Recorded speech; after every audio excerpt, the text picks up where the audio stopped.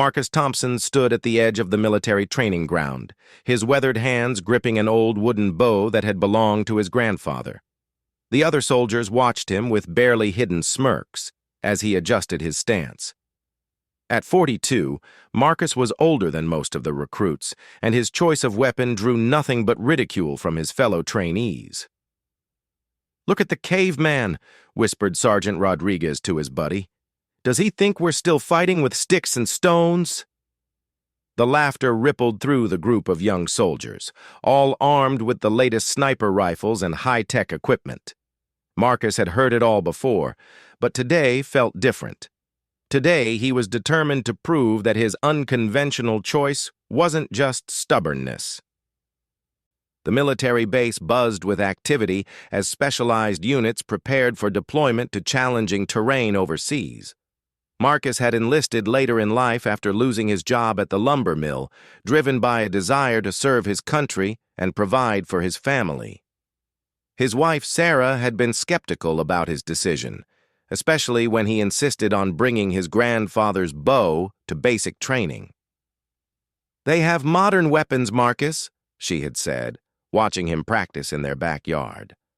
"Why make things harder for yourself?" But Marcus knew something the others didn't. He had grown up hunting in the deep woods of Montana, where his grandfather had taught him that sometimes the old ways were better than new technology. The training instructor, Captain Williams, called the group to attention. "Today we're testing accuracy at various distances," he announced. "Each soldier will demonstrate their weapon proficiency."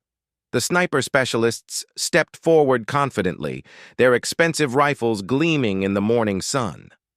Marcus waited his turn, ignoring the whispered jokes about his primitive equipment.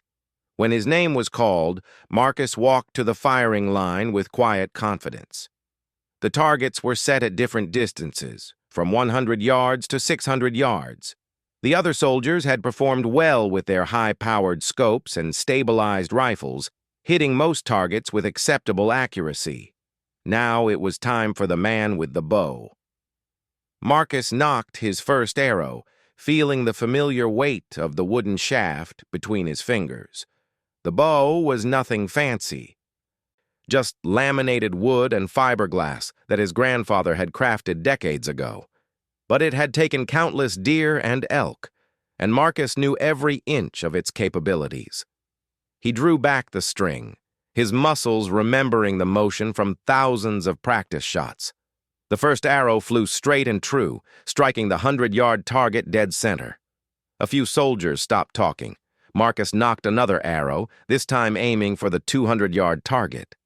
Again, the arrow found its mark with precision that surprised even Captain Williams. By the time Marcus had hit the 300-yard target, the laughter had completely stopped. But the real test came with the longer distances. At 400 yards, even the best snipers struggled to maintain tight groupings. Marcus studied the wind, feeling its direction and strength against his skin. He adjusted his aim slightly and released. The arrow arced high before dropping down to strike the target ring. Not perfect, but impressive for such a simple weapon. The 500-yard target proved more challenging.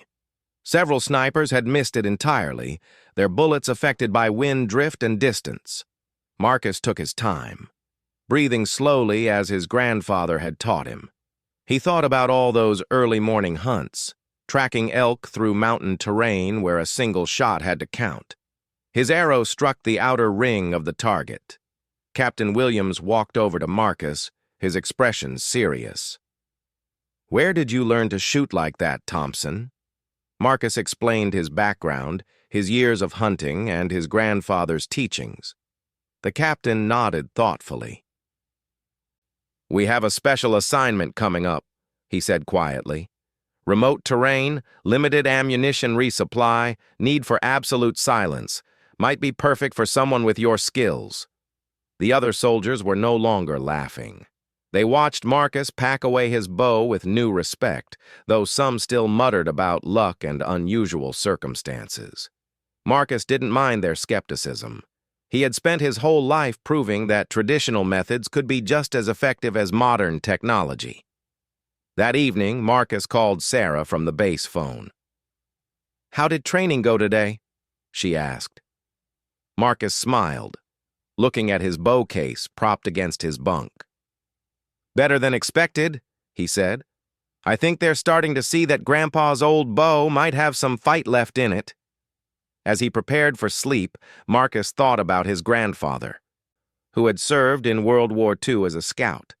The old man had always said that the best weapon was the one you knew inside and out, not necessarily the newest or most expensive. Tomorrow would bring new challenges, but Marcus felt ready. He had taken the first step in proving that sometimes the oldest solutions were still the best ones. The mockery wasn't over, though. Marcus knew that real proof would come only when lives were on the line, and every shot mattered. But tonight, he had planted the seed of doubt in his critics' minds. His bow had spoken for itself, and that was just the beginning of what Marcus Thompson planned to prove to the world. 3 months later, Marcus found himself crouched behind a fallen log in the mountains of Afghanistan, his grandfather's bow ready in his hands. The special reconnaissance mission had seemed impossible when Captain Williams first briefed the team. They needed to infiltrate enemy territory, gather intelligence, and eliminate specific targets without alerting the surrounding forces. Most importantly, they had to do it silently. The team consisted of 6 highly trained soldiers, including Marcus and 3 elite snipers, who still questioned his presence on such a critical mission. Staff Sergeant Johnson, the team leader, had been particularly vocal about his doubts. "This isn't a hunting trip, Thompson," he had said during mission planning. "We're dealing with trained fighters, not deer." The terrain was brutal, with jagged peaks and narrow valleys that made traditional sniper positions difficult to establish. Their target was a communication outpost hidden in a mountain cave system, heavily guarded and equipped with sensitive detection equipment that could pick up the sound of gunfire from miles away. One loud shot could compromise the entire operation and put American lives at risk. Marcus had spent weeks preparing for this moment, practicing with his bow in various weather conditions and different types of terrain. He had modified some of his arrows with specialized tips designed for combat effectiveness, while maintaining the silence that made his weapon invaluable. The other soldiers watched his preparations with grudging curiosity, though they still preferred their high-tech rifles. The mission began before dawn, with the team moving through treacherous mountain paths under cover of darkness. Marcus carried his bow alongside standard military gear, feeling the familiar weight that had become as natural as breathing. The snipers struggled with their heavy rifles and bulky scopes as they navigated the rocky terrain, while Marcus moved with the quiet efficiency he had learned during decades of mountain hunting. By the second day, they had reached their observation point overlooking the enemy compound. Through binoculars, they could see sentries posted at strategic locations around the cave entrance. The challenge was clear. They needed to eliminate the guards silently and simultaneously to prevent any alarm from being raised. The snipers began calculating distances and wind patterns for their shots. "Range to target 1 is approximately 350 meters, reported Corporal Adams, adjusting his rifle scope. "Wind is variable, coming from the northwest at about 8 miles per hour. The other snipers nodded, making their own calculations. Marcus studied the same targets through his own binoculars, noting details that his companions might miss. Staff Sergeant Johnson outlined the plan. Each sniper would take a designated target, firing simultaneously on his signal to eliminate all sentries at once. But as they prepared for the coordinated strike, a problem emerged. One of the sentries was positioned in a location that made him difficult to hit with a rifle shot, partially concealed behind rock formations and at an awkward angle. "I can't get a clean shot on target 3, whispered Sergeant Martinez, frustration evident in his voice. "The rock overhang is blocking my line of sight." The other snipers tried different positions. But the challenging terrain and the sentry's location made it nearly impossible to target him effectively. The mission seemed to be falling apart before it had truly begun. Marcus studied the problematic target through his binoculars, calculating the trajectory needed for his arrow. The high arc of an arrow's flight path could potentially reach the concealed sentry where a straight rifle shot could not. "I can take that target," he whispered to Johnson. The team leader looked skeptical, but they were running out of options. "Thompson, this isn't target practice," Johnson warned. "If you miss, or if your arrow doesn't drop him immediately, we're all compromised." Marcus nodded, understanding the gravity of the situation.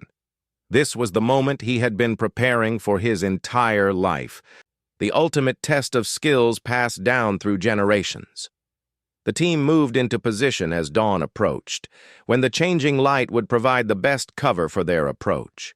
Marcus nocked a specially designed arrow, checking the wind direction one final time.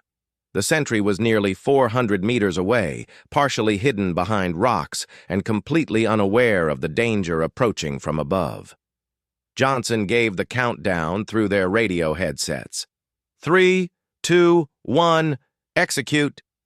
The snipers fired simultaneously, their suppressed rifles making barely audible sounds in the mountain air.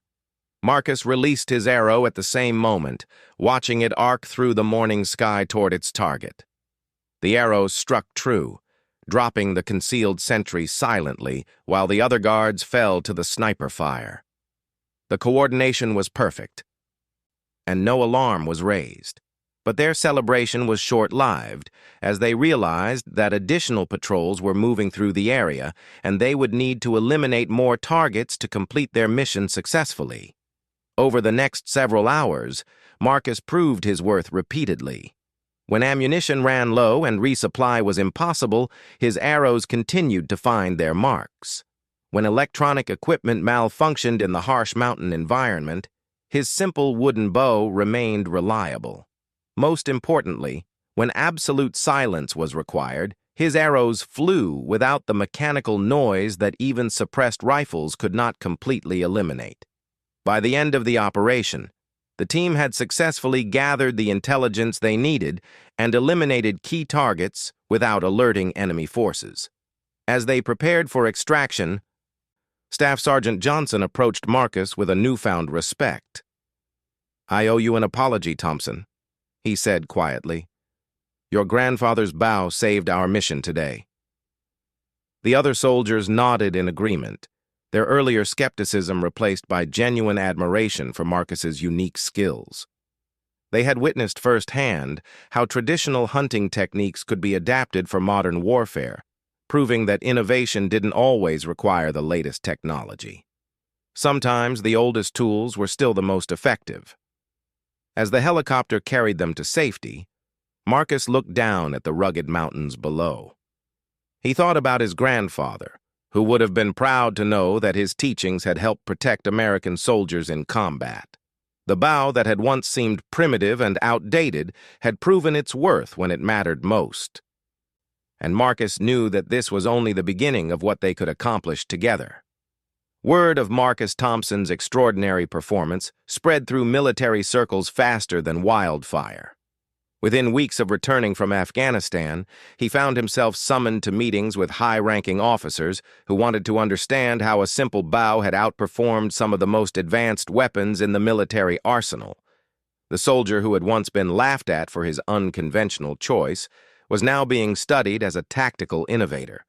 Colonel Harrison, a decorated veteran with 30 years of service, sat across from Marcus in a secure briefing room. "Thompson, what you accomplished out there has changed how we think about specialized operations," he said, reviewing the mission reports. "Your weapon choice wasn't just effective, it was revolutionary in that specific context." Marcus listened carefully, still somewhat surprised by the attention his actions had generated. The military began developing new training programs based on Marcus's techniques, recognizing that traditional archery skills could fill crucial gaps in modern warfare. Special Forces units requested instruction in bow hunting methods, understanding that silent, reliable weapons could be invaluable in certain situations. Marcus found himself assigned to a new role as a specialized instructor, teaching both ancient skills and modern applications.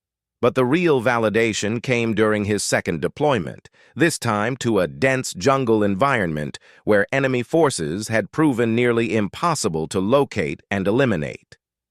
Traditional surveillance methods had failed repeatedly, and expensive high-tech equipment struggled with the humidity and vegetation. The mission required a level of stealth and patience that most modern soldiers had never experienced. Marcus worked alongside Lieutenant Sarah Chen, a sniper who had initially been among his harshest critics during training. "I still think this is crazy," she admitted as they prepared their equipment. "But after seeing what happened in Afghanistan, I'm willing to learn." Marcus appreciated her honesty and began teaching her the fundamentals of tracking and silent movement that his grandfather had passed down to him. The enemy they faced was well-trained and familiar with the jungle terrain. They had successfully evaded capture for months, using the dense vegetation and difficult conditions to their advantage. Traditional military tactics had proven ineffective against opponents who could disappear into the forest like ghosts. This operation required a different approach entirely. Marcus and his team spent days moving through the jungle, following tracks and signs that most soldiers would never notice. He taught them to read the forest the way his grandfather had taught him to read the Montana wilderness, understanding that every broken branch and disturbed leaf told a story about who had passed through and when. The breakthrough came when Marcus noticed a pattern in the enemy's movement that had escaped detection by satellite surveillance and electronic monitoring. Using skills honed during decades of hunting, he predicted where the enemy would establish their next camp. The information proved accurate, leading to the successful capture of several high-value targets without any civilian casualties or collateral damage. During the operation, Marcus's bow once again proved its worth in close-quarters situations where rifles would have been too loud or unwieldy. His arrows took down sentries and disabled equipment without alerting other enemy forces, allowing the team to complete their mission with unprecedented success. Lieutenant Chen, now a convert to Marcus's methods, helped coordinate the silent takedown of the enemy camp. The success of these operations led to Marcus being featured in military publications and training manuals. His techniques became part of standard curriculum at specialized warfare schools, and his grandfather's bow was studied by weapons experts who marveled at its simple effectiveness. The media eventually picked up the story, turning Marcus into an unlikely celebrity within military circles. But perhaps the most meaningful recognition came from his fellow soldiers. The men and women who had once mocked his choice of weapon now sought his guidance and training. Staff Sergeant Johnson, who had doubted Marcus during their first mission together, became one of his strongest advocates. "Thompson showed us that the best weapon isn't always the newest or most expensive one," he told military reporters. "Sometimes it's the one you know how to use better than anyone else." Marcus established a training program that combined traditional hunting and tracking skills with modern military tactics. Young soldiers learned to move silently through various terrains, to read natural signs, and to use simple weapons with deadly effectiveness. The program became so successful that other military branches requested similar training for their special operations units. The bow that had belonged to Marcus's grandfather was eventually displayed in the Military Heritage Museum, accompanied by a plaque describing its role in modern warfare. But Marcus continued using replicas of the original design, understanding that the weapon's true power came not from the wood and string, but from the skills and knowledge of the person wielding it. Years later, as Marcus retired from active duty with numerous commendations and honors, he reflected on the journey that had taken him from ridicule to respect. He had proven that innovation in warfare didn't always require cutting-edge technology, but sometimes meant rediscovering the wisdom of previous generations and adapting it to modern challenges. His legacy lived on through the soldiers he trained, who carried his techniques into operations around the world. The laugh that had once echoed across the training ground had been replaced by respect and admiration for a man who dared to be different. Marcus Thompson had shown the military establishment that sometimes the oldest solutions were still the best ones, and that true expertise came from understanding your tools completely, whether they were made of wood or steel. In his retirement, Marcus returned to Montana, where he continued teaching archery and hunting skills to a new generation.